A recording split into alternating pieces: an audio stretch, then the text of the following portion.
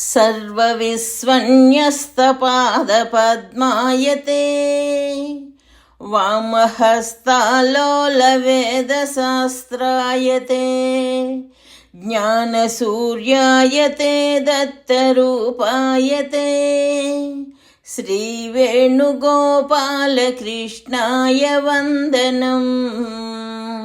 श्रीवेणुगोपालकृष्णाय वन्दनम्। श्रीवेणुगोपालकृष्णाय वन्दनम्। శ్రీ దత్తస్వామి వారి దివ్య సందేశము మరణానంతరము జీవుని యాత్ర 2వ భాగము. అయితే కొందరు జీవులు 10 దినముల విచారణ ముగియగనే కేవలము పాపకర్మలు చేసిన వారే అయినచో వారు నరకలోకమునకు పోవుచున్నారు. అనగా వారు పితృలోకమునకు గాని స్వర్గలోకమునకు గాని పోవుటలేదు. అట్టి వారికి మాసికములు శ్రాద్ధములు అనవసరములగుచున్నవి.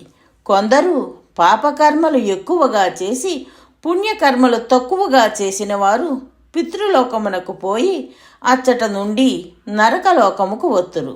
అట్టి వారికి మాసికములు ఉపయోగించునే కాని శ్రాద్ధములు వ్యర్థములు. అనగా మనము పెట్టు పిండ భోజనము మరియు భోక్తల భోజనము పితృలోకమున గాని స్వర్గలోకమున గాని లభించును. నరకలోకమున శిక్షింపబడినప్పుడు ఆకలి దప్పికలతో జీవుడు వేదన పడవలయును. కావున మనము పెట్టు ఆహారము వారికి అందదు. అట్లు పితృలోకమున సోమరసము, దేవలోకమున అమృతము ఆహారముగా లభించుచున్నది.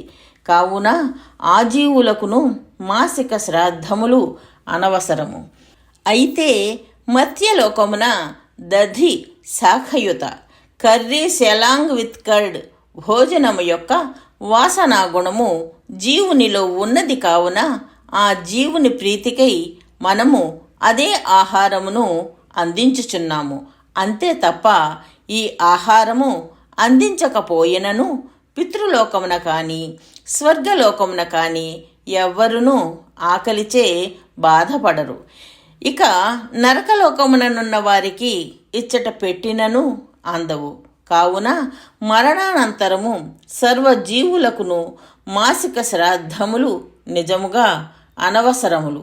ఏలననగా ఈ లోకములో జీవులకు ఎట్లు భగవంతుడే ఆహారమును ఏర్పరిచినాడో పైలోకములలోనూ జీవులకు భగవంతుడే ఆహారమును ఏర్పరిచినాడు.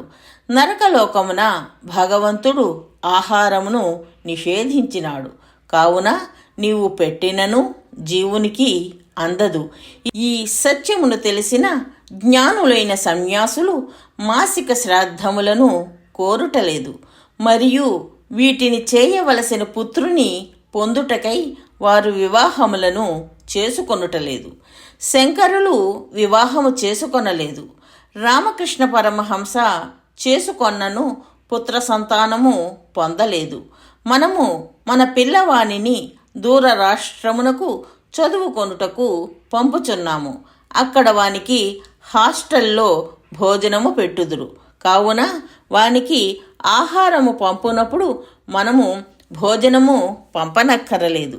అచ్చట వానికి భోజనము ఏర్పాటు కావించబడి ఉన్నది. అయితే వాడు అక్కడ భోజనము కొంచెం కొత్తదిగా ఉండుట చేత ఇక్కడ ఉన్నప్పుడు తిన్న పదార్థములపై కోరిక కలిగి ఉండును.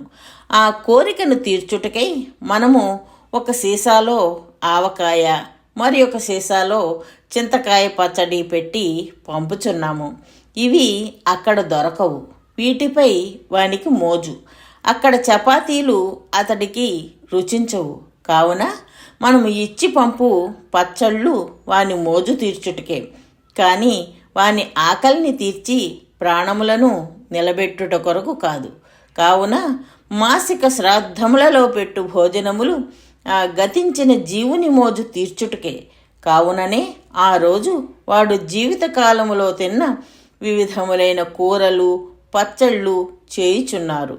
4 రకములైన పచ్చళ్ళు, 4 రకములైన కూరలు అనగా అనేక రకములైనవి అని అర్థము. కానీ కరెక్టుగా 4 అని కాదు. 4 అను శబ్దము ఎక్కువ అని అర్థములో వాడబడుచున్నది. 4 రూకలు సంపాదించుము అని అంటారు. ఇచ్చట 4 అనగా ఎక్కువ అని అర్థము.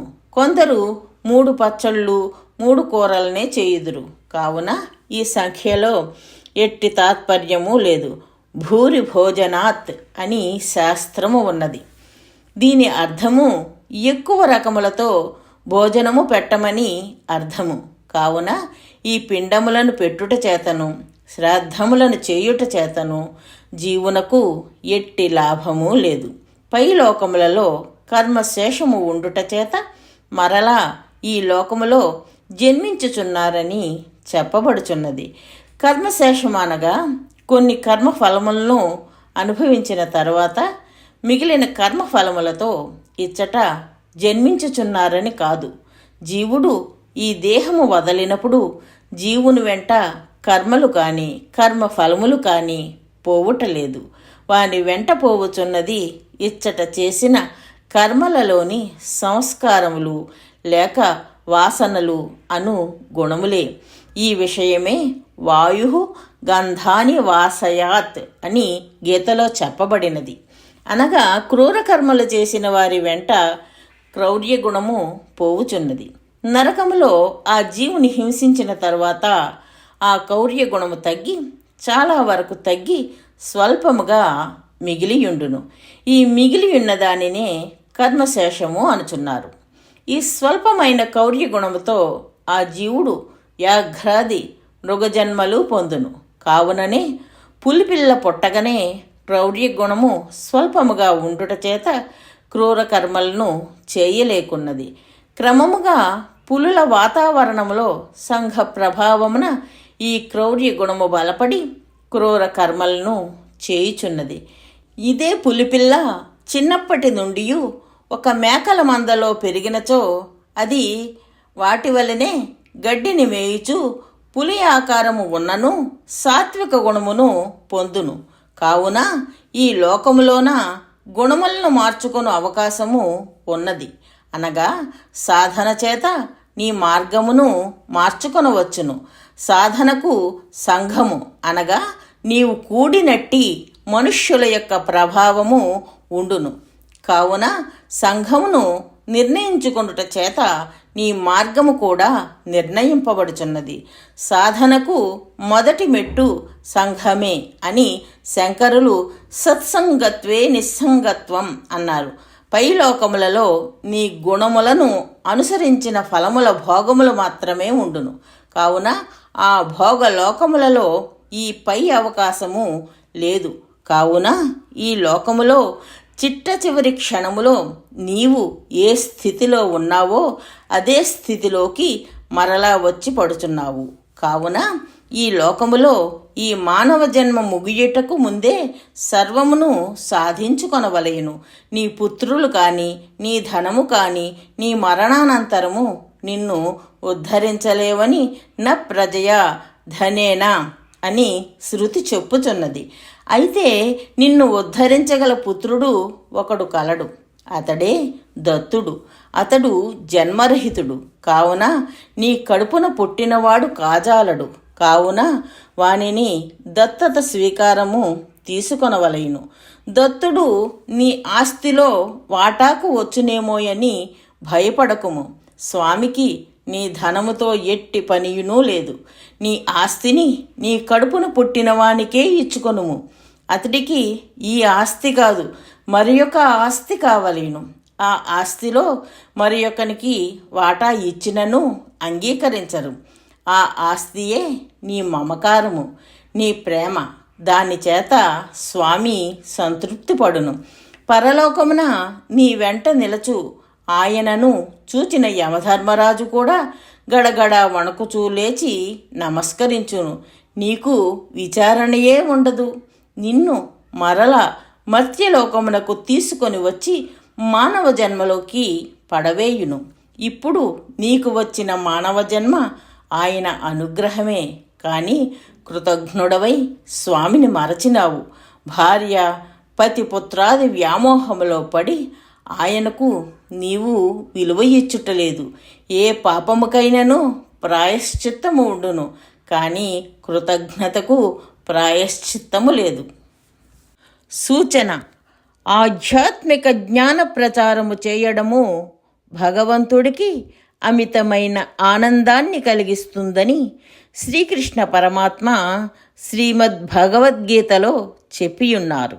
అందుకే జ్ఞానయజ్ఞేన తేనాహం అని గీతలో అన్నారు. మనకు ఆధ్యాత్మిక జ్ఞానము శాశ్వతమైన సంతోషాన్ని కలిగించటమే కాక ప్రపంచంలో శాశ్వతమైన శాంతిని కూడా నెలకొల్పుతుంది. కాబట్టి శ్రీదత్త భగవానుని అపూర్వమైన ఈ ఆధ్యాత్మిక జ్ఞాన ప్రచారంలో భాగస్వాములై ఆ భగవంతుని పరిపూర్ణమైన అనుగ్రహాన్ని పొందగలరు. జై దత్తస్వామి.